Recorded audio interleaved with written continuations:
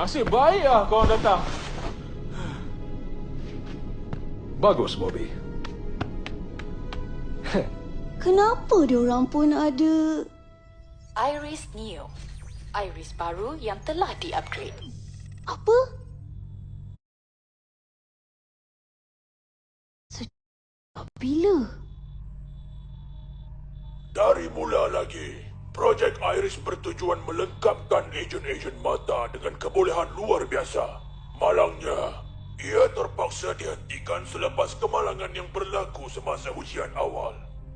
Tapi, sejak kamu tidak sengaja mengaktifkan semula Iris, pemerhatian kami mendapati ia terbukti mampu meningkatkan kebolehan pemakainya.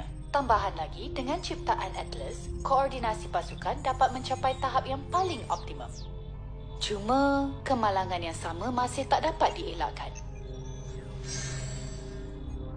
Override mode. Ya, kelebihan Override Mode adalah kebolehannya untuk mengawal sistem berhampiran.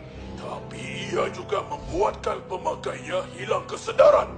Apa yang berlaku seterusnya, tiada siapa boleh jangka.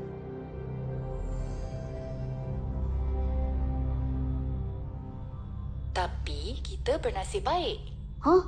Selepas dikaji dengan lebih mendalam, saya berjaya mengenal pasti dan mengubah SWI, program yang menjadi punca ketidakstabilan Override.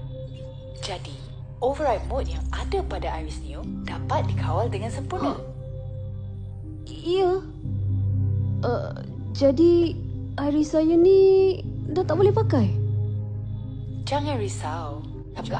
Cuma masa sekarang, Ejen Fit dan Bobby ditugaskan untuk menguji Iris Neo dan pastikan ia sedia sepenuhnya. Oh. Kamu patut berasa bangga, Ali. Semua ini tak akan terhasil kalau bukan kerana kamu.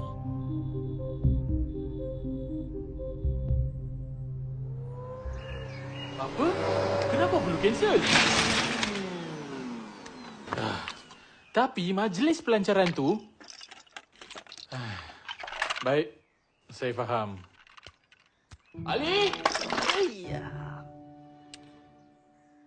Sorry, Victor. Uncle tak perasan.